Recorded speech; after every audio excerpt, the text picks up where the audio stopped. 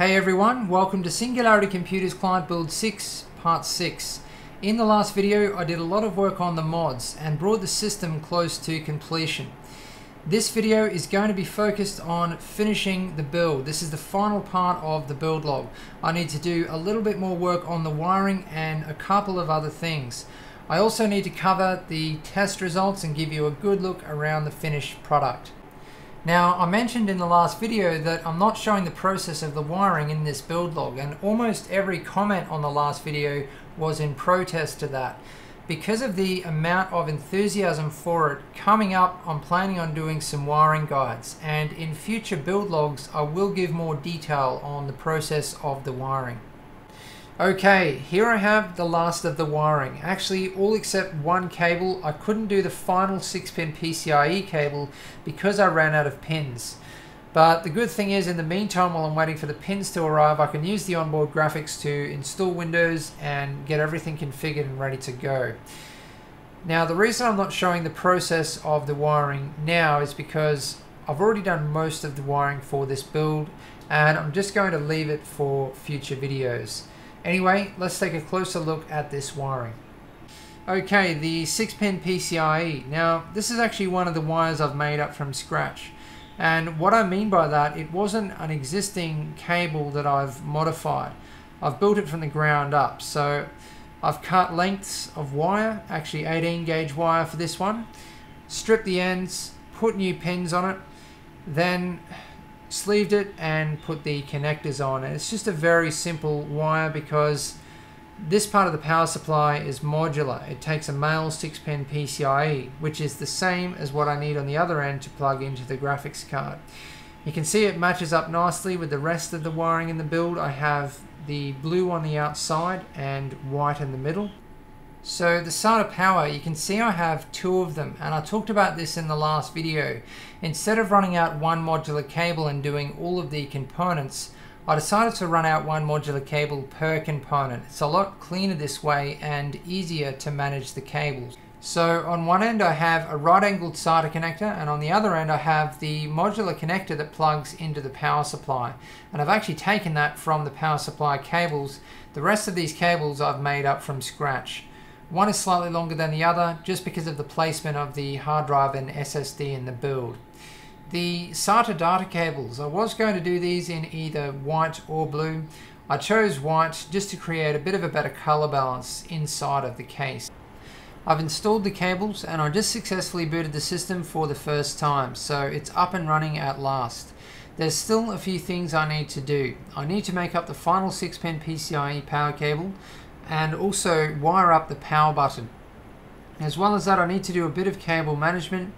That's one of the great things about custom wiring. There's really not much cable management to do because there's nothing to hide. I am going to add a few cable ties here and there though, just to hold things into position. I'm also going to remove both of the stickers from the power supply because, as you can see, the one on this side is upside down. And I've actually decided to install a backplate on the graphics card. I did actually order one for this graphics card, but I decided not to install it because the color of the PCB is so close to the color of the paint job, the coolant and the sleeving. But at this point I think it will be a nice addition. It's going to clean things up a little bit. It's a black backplate, so it's going to match up nicely. Anyway, I'm going to move on with all of that now. I've finished everything I just mentioned and the build is now complete. So as you can see, I've removed the stickers from the power supply. And I think it looks a lot cleaner. It's definitely an improvement. I've also installed the backplate on the graphics card and it matches up nicely with the EK Supremacy and the other black components in the build. It definitely looks better than the bare PCB. I know some people aren't going to like the CSQ design, but I think it's harder to see on a black surface. I've also done the cable management. There was hardly any to do. I just had to add 3 cable ties and they weren't actually really necessary. I just did it to bundle the wiring together a bit more tightly. That's about it on this side. Now for a look around the other side of the build. So you can see the finished 6-pin PCIe power cables and also the wiring for the power button, which is actually not quite finished. I've done about half of it. I've had to make up a couple of wires for it. I'll talk more about that shortly. Now, the cable routing for the 6-pin PCIe, I had a few ways to go with it, but this was the only way where the wiring wasn't kinked, where I didn't have to add unnecessary cable length, and where the cables were completely in sight. I could have gone out and around in a big curve off the end of the graphics card, but you know, I would have needed a couple of inches of extra cable length for that. I could have gone behind the graphics card, the cables would then have been out of sight, and I also could have kinked the cables straight up and over and gone straight down in front of the graphics card, but then, you know, the side panel is really close to the graphics card, so it would have been a bad kink in the cables. But anyway, the wiring for the power button, I've made up two separate wires because the front panel connectors on the motherboard are actually inaccessible. They're they're underneath the graphics card. So when removing the side panel, it would be too difficult to disconnect the wiring from the motherboard and then reconnect it every time. So with the motherboard was included a wire actually specifically for this purpose. And basically all I've done is removed some of the other wires that I didn't need. For example, the hard drive LED and reset button, because all I have is a power button. I've also sleeved it and swapped some of the connectors around, but this plugs directly into the motherboard. It will stay there permanently. It goes between the motherboard and the wiring for the power button. So it's just going to make it a lot easier to disconnect the power button when removing the side panel. I've now finished the rest of the wiring for the power button, and I'm actually just about to put the side panels on and start the testing. You can see I've put heat shrink up and over the back of the power button to clean things up. This wire plugs into the other wire that stays permanently plugged into the motherboard, and as you can see, this makes things really easy when installing and removing the side panel. Now that bleed through you can see there, I actually go back and re-sleeve that wire. But anyway, now it's time for me to get the side panels on and give you a look at the finished product. So here it is. This build has been a massive amount of work. I'm now just going to do a little bit of a summary and answer a few questions. I've had a lot of people concerned about the paint job, that it's going to crack because of how flexible the panels are. This paint is specifically designed to be used on flexible plastic panels, and I used a primer specifically designed for it. I did a lot of surface prep, everything that was necessary. My first choice was a vinyl dye for this build, and a vinyl dye would have been a lot easier, but I wanted this specific finish. You can see how glossy it is. This is what I was going for. Also the color match between the coolant, the paint and the sleeving, you know, wouldn't really have been possible with a vinyl dye. So I'm definitely glad I went with the paint.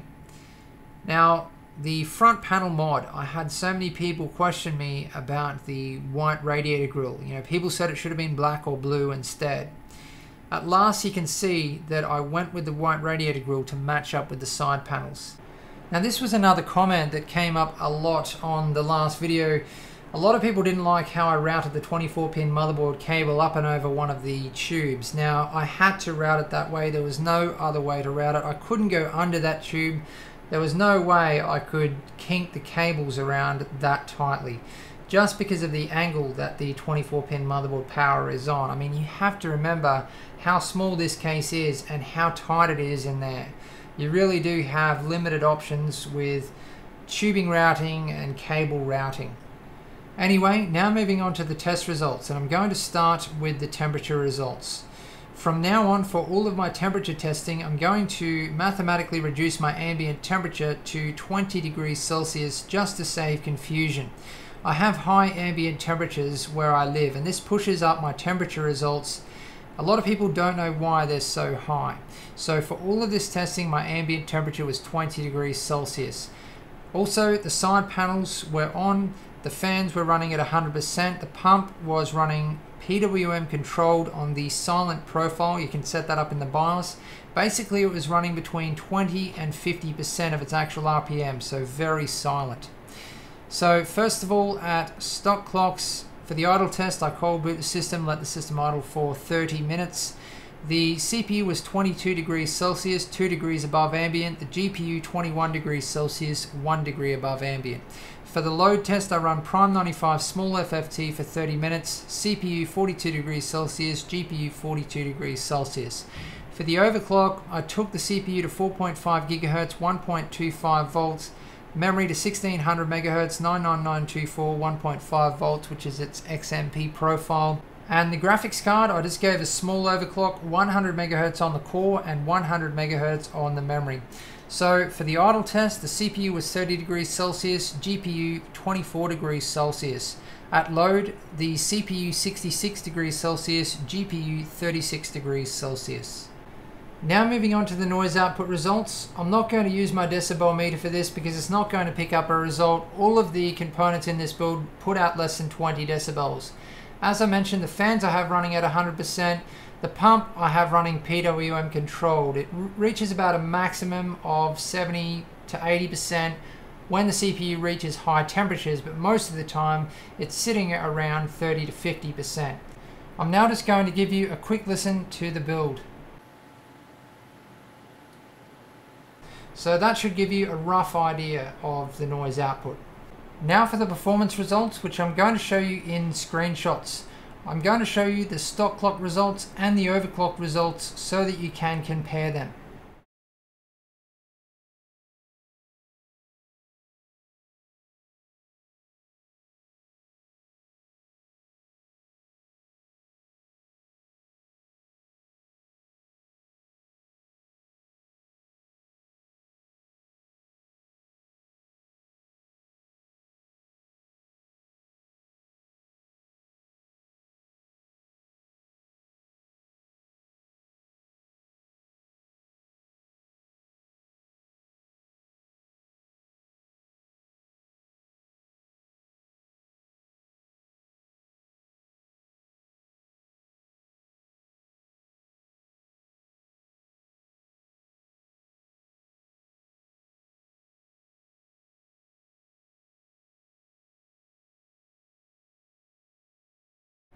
So that brings this build log to a close.